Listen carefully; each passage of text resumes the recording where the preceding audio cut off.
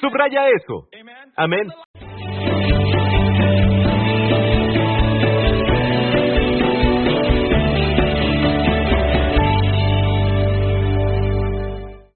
Dios quiere que sepas que Él te ama. Y tal vez, con lo que estás pasando ahora, no puedes entenderlo. Y dices, ¿dónde están todas sus promesas? David preguntó eso una vez. David preguntó, ¿dónde están todas sus promesas? Pasaba por un momento difícil, y luego dijo, podrías decir, ¿qué pasó con el Salmo 91? ¿Qué pasó con esto? ¿Qué con aquello? Esta mañana pedí y reclamé y le dije a Dios, tengo favor contigo, quiero estacionarme, y alguien tomó mi estacionamiento, ¿dónde están todas sus promesas? ¿Sus misericordias desaparecieron para siempre? Quiero compartir contigo, quizás pases por algo más grave, pero quiero decirte algo, Dios no te dejará solo. Y para algunos, tal vez, y de hecho, muchos de ustedes, tal vez lo que estás pasando sea porque tu Padre te ama. ¿De acuerdo? Veamos Romanos 4. Continuamos donde lo dejamos. Romanos 4 dice, al que no obra. Y hablaba de Abraham como ejemplo. Un excelente ejemplo. Veamos primero a Abraham, ¿de acuerdo? Versículo 1. ¿Qué diremos, pues, que ha encontrado Abraham, nuestro progenitor, según la carne? Ahora, Abraham, ¿qué encontró según su carne? ¿Qué hizo Abraham? Nuestro padre. Cuando dice nuestro padre, estaba hablando a la multitud judía. Y debemos entenderlo cuando leemos nuestra Biblia. Algunas personas no lo entienden. Dicen, Pastor Prince, todas las cartas están escritas para los cristianos. Sí, sí. En su mayor parte, todo está escrito para el cristiano. Pero a veces el escritor hace una pausa y se dirige a los judíos. A veces hace una pausa y se dirige a los no cristianos, judíos o gentiles. Amén. Y aquí dice, nuestro padre Abraham. Obviamente les escribe a los cristianos y también a los judíos que están escuchando este sermón cuando lo leen. Nuestro padre, Abraham. Bien, ¿qué encontró? Si Abraham fue justificado por las obras, si fue hecho justo delante de Dios por las obras, por sus esfuerzos, tiene de qué gloriarse, pero no delante de Dios. Pues, ¿qué dice la Escritura? Y creyó Abraham a Dios, y le fue contado por justicia. Le fue contado por justicia. Quiero que todos digan una palabra griega después de mí. Digan logizomai. De la palabra lógica, cierto, o la palabra lógica viene de allí, logizomai. Logizomai significa ser contado, o encuentras la palabra imputar en la Biblia y es logizomai. ¿De acuerdo? Sigamos leyendo. Aquí dice, al que obra, no se le considera el salario como gracia, sino como obligación. Si trabajas para algo, la persona para la que trabajas tiene que dártelo porque te lo debe. No como una gracia para ti, ¿cierto? ¿Tengo razón? Si trabajas por ello, lo ganas. Entonces, no se te puede regalar. Tu salario no te lo dan por gracia. Se te da porque trabajaste. Amén. Pero al que no obra, sino que cree en aquel que justifica al impío. Es una declaración muy interesante. Muchos se la pierden. La Biblia dice esto muy claramente y si observas esta frase, Dios justifica a quién. ¿Qué categoría? Una vez más, ¿estás seguro de que leíste? ¿Dios justifica a quién? ¿Dios justifica a quién? ¿Dios justifica a quién? Nos hacemos más fuertes. ¿Dios justifica a quién? ¿Cómo puede Dios justificar a los impíos? Muchas veces cuando lees rápido piensas que Dios justifica a los piadosos. Pero aquí dice que Dios justifica a los impíos. Y es al que no obra para estar bien con Dios, al que no obra, usando sus esfuerzos. Pero creen en aquel que justifica al impío. Su fe es contada, es imputada, logizomai, por justicia. Asegúrense de entender esto. Porque este es el tipo de fe que Dios dice que te hace un hombre justo ante sus ojos. Pero es la fe de creer en aquel que justifica a los impíos. ¿Cómo puede un Dios santo, un Dios 3 veces santo, que no puede pasar por alto el pecado, justificarnos a los impíos? Debe haber una base sólida. Amén. Entonces, el versículo 6. De igual manera, David también proclama la felicidad del hombre a quien Dios confiere justicia sin obras. Entonces, ¿cómo puede Dios imputarnos justicia a ti y a mí, gente impía, en un fundamento sólido? La muerte de su Hijo. Amén. La muerte de nuestro Señor Jesucristo, este sacrificio de infinito valor, ha resuelto la cuestión del pecado para siempre. Muy bien, hay una finalidad. Está hecho. Está terminado. Amén. No significa que seas perfecto hoy, ni que yo sea perfecto, pero Dios nos ve justos. Todas las bendiciones de los justos son nuestras. Por ejemplo, en Proverbios, al justo no le sucederá ningún mal. Eso es tuyo ahora. Amén. Eso es tuyo ahora. No significa que no tendrás eventos negativos, pero no será malvado. Todas las cosas obrarán para bien, porque no le sucederá ningún mal a los justos. Por ejemplo, en Proverbios dice que la simiente de los justos es liberada. Ese eres tú. Tus hijos son liberados. No sabes dónde están. Ahora no sabes dónde estarán esta semana, pero donde quiera que estén, son liberados porque son la semilla de los justos. Afirma eso, créelo, descansa en eso. ¿Puedo oír un buen amén? Alabado sea el nombre de Jesús. Ustedes son los justos. La oración eficaz y ferviente del justo puede mucho. Ese eres tú. Y cuando tú oras, amén, Dios escucha. Alabado sea el Señor. De toda la gente de Singapur, cuando oras, Dios escucha. No me refiero a la iglesia New Creation, me refiero a todo nacido de nuevo, de cualquier iglesia a la que asistan, amén, son el pueblo de Dios, son justos. Incluso los que luchan contra este mensaje son justos, amén. Ahora, voy a abordar los tratos de Dios. Veamos esto ahora, y el versículo 7. David describe la bienaventuranza del hombre. No entraré en eso porque lo hice la semana pasada. Di ese mensaje. Bienaventurados aquellos cuyas iniquidades son perdonadas y cuyos pecados son cubiertos. Bienaventurado quien el Señor jamás le tomará en cuenta su pecado. Muy interesante la segunda parte. Bienaventurado el hombre. Nuestros pecados son perdonados. En la cruz, Dios puso todos tus pecados sobre Cristo y fueron perdonados completamente. ¿Puedo oír un buen amén? Bienaventurado el hombre a quien el Señor jamás le tomará en cuenta su pecado. Jamás es doble negativo, me en griego. Se usa para nunca, ya por sí solo, o no. También se usa para una negación. Los juntas y tienes el negativo más fuerte. Jamás. Dios nunca jamás te imputará tu pecado. Y la palabra imputar es logizomai. Ahora, un erudito griego dice logizomai, y yo memoricé su definición. Dice que logizomai, imputar, tiene que ver con la realidad. Si supongo, si pienso, logizomai, que tengo $25 en el banco, es porque tengo $25 en el banco. No se trata de suposiciones ni de mis opiniones. Se trata de hechos. ¿Escucharon? Cuando Dios te imputa justicia, no es como una fantasía, es realmente imputar justicia para ti. Pero no olvides que esta justicia no se produce a partir de ti, te es dada como un regalo, porque Jesús recibió tus pecados y se convirtió en ofrenda en la cruz. Él no pecó para volverse pecado en la cruz. No hiciste justicia, recibiste justicia, igual que Jesús recibió tu pecado. Muy bien. Esta última parte es en la que quiero centrarme antes de cerrar. ¿Listos? Vean. Hebreos 12. Hebreos 12. ¿Han olvidado la exhortación que se les da como a hijos? No tengas en poco la disciplina del Señor, ni te desanimes cuando seas reprendido, porque el Señor disciplina al que ama y castiga al que recibe como hijo. Siguiente.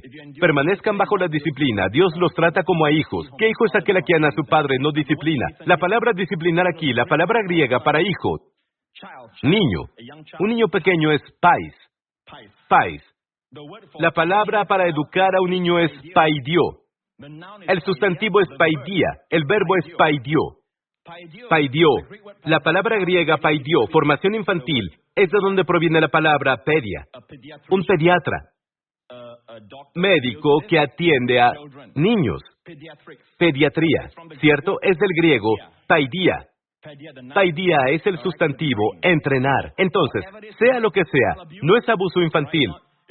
No es castigo por el castigo, es entrenar a un niño. Ahora, Dios no nos imputará pecado, pero si continuamos en nuestros caminos egoístas, y muchas veces estamos muy cegados en nuestros caminos egoístas, Dios nos disciplinará, pero no usará la enfermedad. Él no usará la enfermedad para disciplinarte.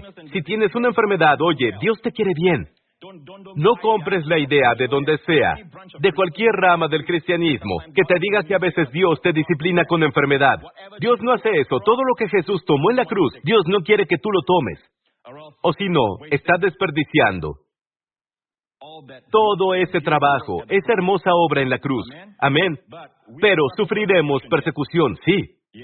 Sí, la gente se burlará de nosotros. Eso es parte de nuestra disciplina, de nuestra formación infantil al crecer. Construimos resiliencia, amén. Tenemos esa actitud cuando nos acaban de criticar. ¿Quién? Esa persona. No pasa nada. Pensé que era Dios. Escuchen, no estamos bajo la ley, sino bajo la gracia. Dios no nos imputa pecado, pero Él nos disciplinará. Él nos disciplinará. Como, por ejemplo, Jacob es alguien que tiene la justicia por la fe. Él, y por sí mismo, era un delincuente. Él engañó, incluso engañó a su padre, que era ciego en ese momento. Y el padre dice, ¿es este Jacob? Sí, tócame. Y se envolvió con piel de cabra, porque su hermano era peludo. Se llamaba Peludo. Esaú, peludo, ¿no? Y el padre lo sintió. Y el padre dijo, sí, se siente como mi hijo Esaú, pero, en fin, engañó a su padre, ¿no? Finalmente, encontró a la mujer de sus sueños, la amaba, quería casarse con ella. Amaba a la hermana menor, Raquel. Finalmente llegó el día de la boda en el Medio Oriente. En aquellos días estaba completamente cubierta, la novia. No sé qué pasó esa noche. La vela se apagó antes de tiempo o muy rápido. Solo sé que al día siguiente, un hombre gritó, ¡sal de mi cama! ¿Quién eres?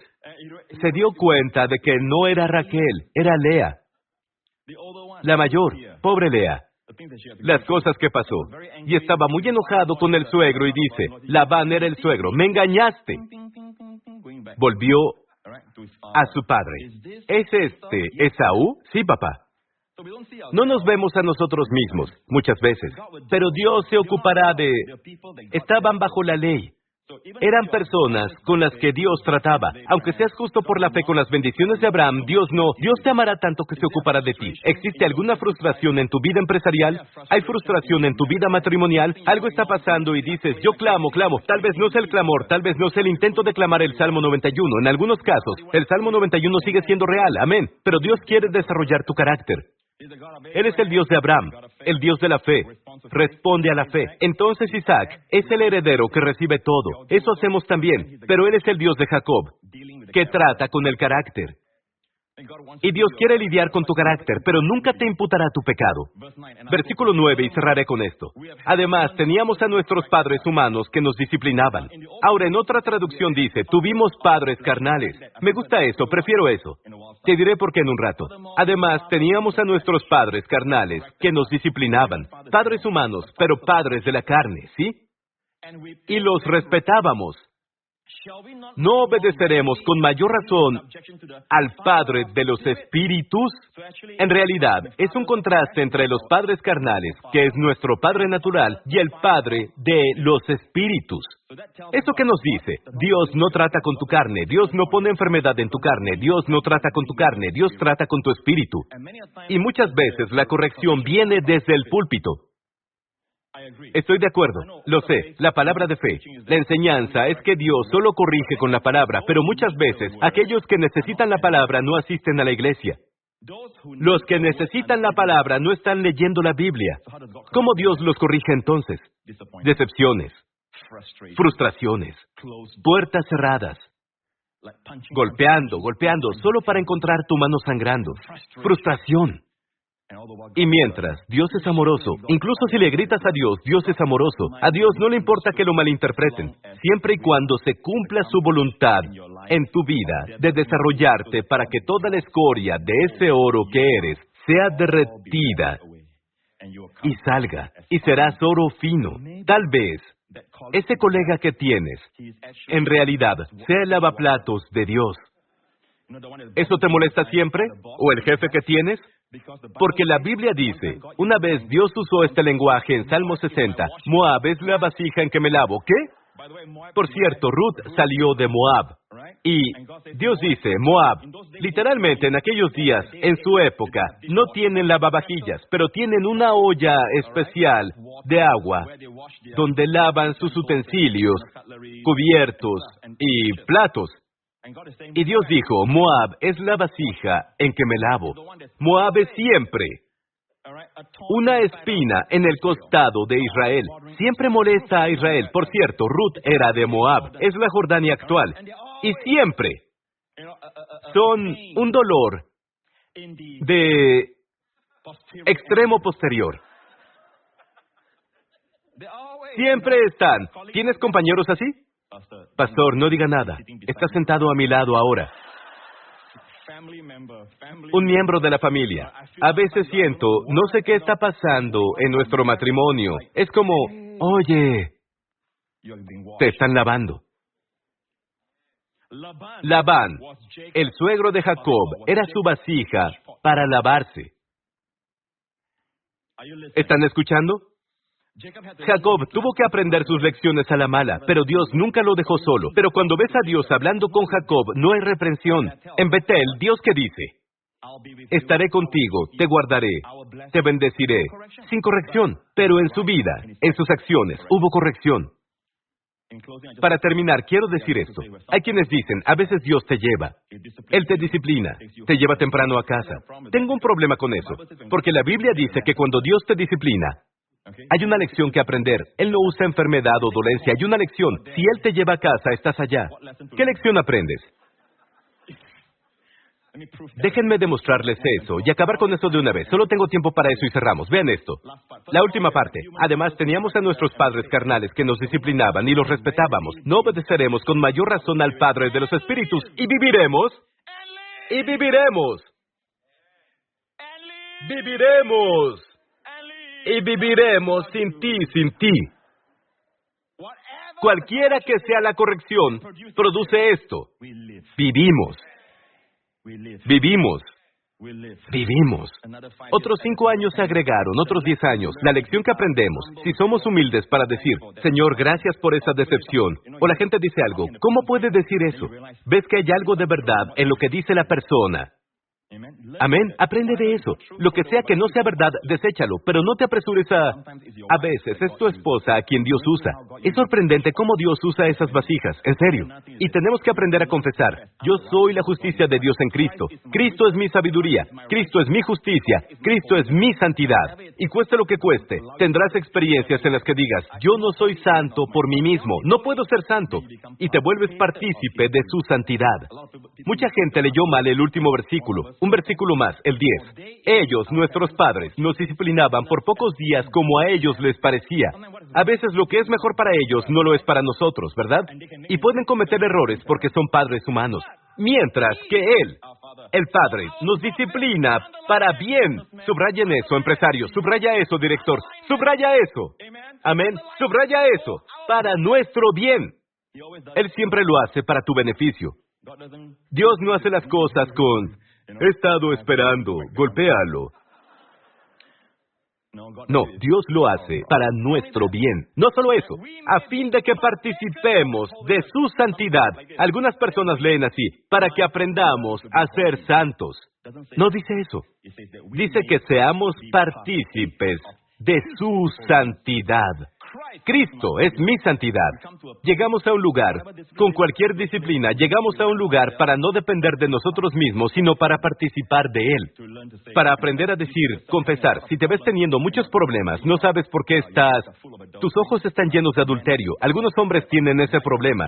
No sabes por qué siempre estás irritable, siempre ladras a lo primero que alguien dice. Date cuenta de que toda esta disciplina te lleva a un lugar en el que te estás viendo a ti mismo. Y luego dices, Jesús, eres toda hermosura. No veo ninguna belleza en mí. Yo participo de ti. Eres santo, totalmente santo. Santo es hermoso. Santo significa completo. Amén. Y santo es completo. Participo de tu santidad. Eres mi justicia. Eres mi santidad. Amén, iglesia. Y vas creciendo en el Señor. Alabado sea Dios. Y luego, ¿sabes qué? Te conviertes en alguien en quien la gente puede confiar, porque no siempre culpas a alguien más. Amén. Todo empezó con el jardín. El diablo, el tentador, tentó a Eva. Eva cayó. Le dio a su marido comió. Entonces, cuando Dios vino, Dios preguntó, ¿qué pasó? La mujer dice, la serpiente. Adán tiene más clase. Culpó a dos a la vez. La mujer, tú me la diste. Viene el juego de culpar. Si quieres ser líder, asume la responsabilidad. Incluso para las personas que fracasan bajo tu mando, te guste o no, eres responsable. ¿Entiendes? Amén. Aprende a ser alguien. Y escucha, mucha gente no quiere ese rol. Por eso las personas en esa función tienen poder y aplomo. Ellos tienen realeza, porque la gente sabe que hay alguien. Pero esta persona no es fuerte en sí misma. A la gente le parece fuerte porque es fuerte en el Señor. Él pone su confianza en el Señor. Y si hay desilusión, detente y di, Señor, te doy gracias por esta lección. Gracias, Señor. Gracias, Señor. Si sientes que tienes celos de alguien, di, Señor, te doy gracias por exponer eso. Gracias, sigo siendo tu justicia en Cristo. Pero gracias por exponer eso. Me doy cuenta de que estoy celoso porque puede haber una creencia de que yo no confío en ti mucho, Señor. Yo tal vez creo que tú bendices a otros más que a mí. Me arrepiento de eso. Señor, si puedes bendecirlo, ¿por qué no a mí? Gracias, Señor. Es una relación maravillosa. Y Dios lo sabe. Y muchas veces cuando tienes esa lección no necesitas tantas lecciones. ¿Cierto? Mi tiempo se terminó. Denle alabanza, aleluya. Gracias, Jesús.